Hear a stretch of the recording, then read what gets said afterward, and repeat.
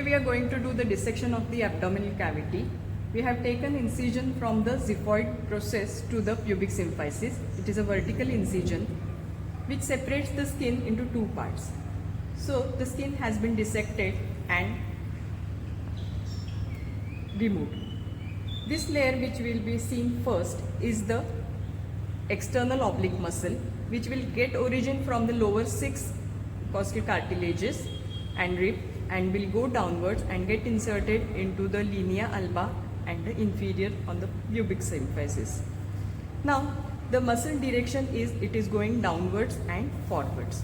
Now we will take the muscle laterally. Now we will see one more muscle. This is the internal oblique muscle. The directions of the internal oblique muscle are exactly opposite to the external oblique muscle. They go upwards and forwards. So these two muscles will lie in opposite directions. Now when we remove this external oblique, there is one more muscle, that is the transverse abdominis. This is the transverse abdominis. The directions of this muscle are the transverse in plane. So these are the three muscles which will be forming the anterolateral abdominal wall: the external oblique, internal oblique and the transverse abdominis. Vertically or in the central part, we'll see two muscles, that is the rectus abdominis muscle. The rectus abdominis muscle gets origin from the pubic symphysis and gets inserted into the xiphoid process.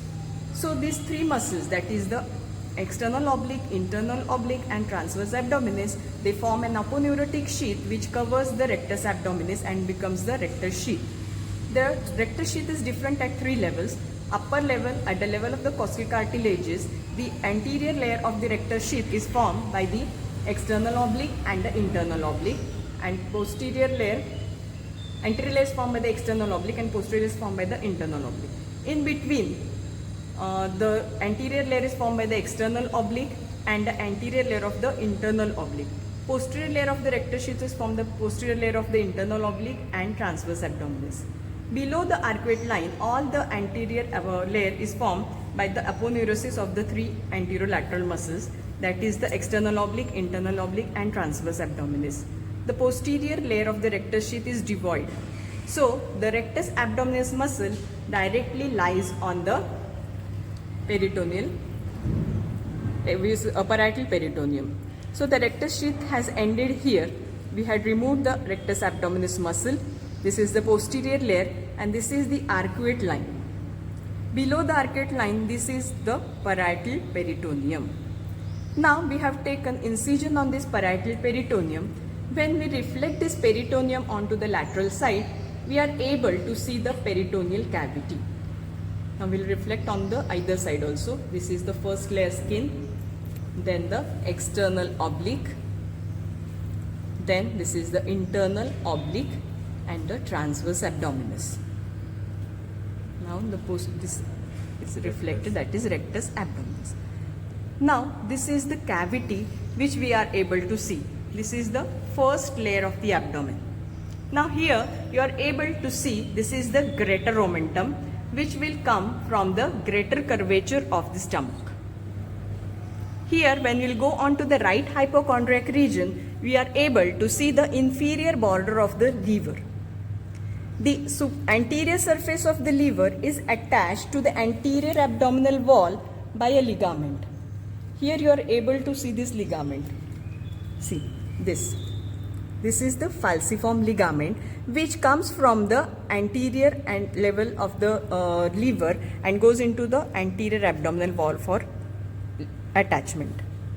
This falciform ligament divides the liver into two lobes, that is the right lobe and the left lobe. Now when we will go on to the left hypochondriac region, we are able to see this is the stomach. We are able to see both the curvatures of the stomach. This is the lesser curvature. This is the lesser curvature which gives attachment to this is the lesser omentum. And now this is the greater curvature. Here we find the attachment of the greater omentum. So in the first layer you are able to see the liver, falciform ligament, then the lesser curvature and the lesser omentum, greater curvature and the greater omentum. Here inferiorly we are able to see some coils of the small intestine.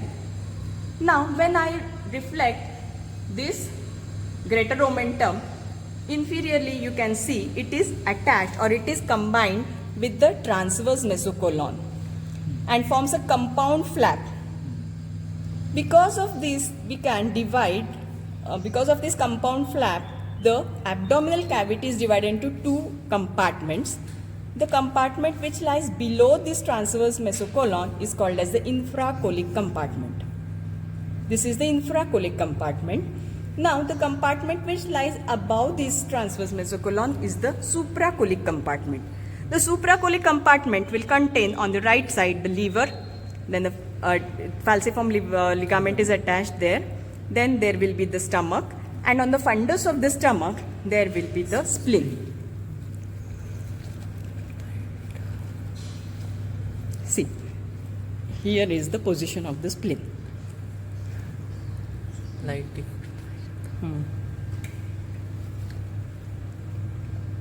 Here. Now, when we'll come into the infracolic compartment, here the root of the mesentery is attached below. Now this root of the mesentery divides this infracolic compartment into two parts, that is the right upper quadrant and left lower quadrant.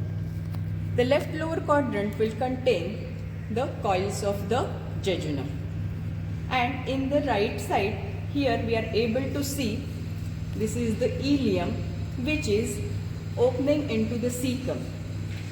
So this is the iliocecal junction.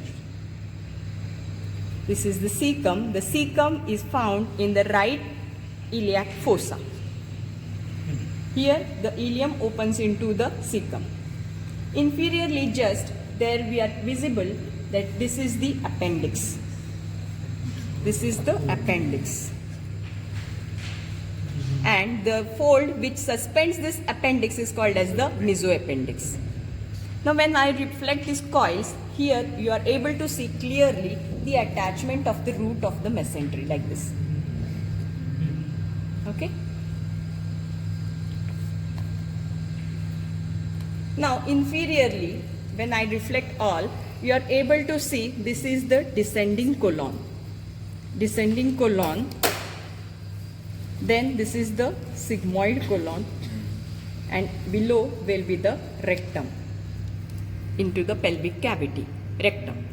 So descending colon, sigmoid colon and rectum. So rectum is the posterior organ of the pelvic cavity. As it is a male body, it will have only two organs, that is on the posterior side the rectum, and anterior side we are able to see this is the urinary bladder.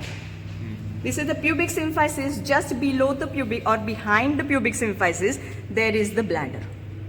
In between the bladder and the rectum there is the fold of the peritoneum, that is the rectovesical pouch. If it had been a female body, then one more organ will be there in between the urinary bladder and the rectum, that is the uterus. So in females we find two folds of peritoneum, that is one fold will go from the urinary bladder to the uterus, that will be the vesico-uterine pouch, and from the uterus to posterior side, that is the recto-uterine pouch in case of females. This is all the posterior side. Now here if you will do proper dissection, here you are able to find the ureters. This is the brim of the lesser pelvis. See, this is the brim of the lesser pelvis. At the brim of the lesser pelvis, the common iliac artery will divide into two parts. The external iliac artery will just go behind the inguinal ligament and continues in the lower limb as the femoral artery, and the internal iliac artery will come down and supply the three pelvic organs in case of female and two pelvic organs in case of males. So this is the brim of the lesser pelvis, and the further what we saw, that was the greater pelvis above. Here when I reflect, this is the posterior abdominal wall if I do proper dissection here, I will be able to see the kidneys. Now we will do what? Further dissection. Stop.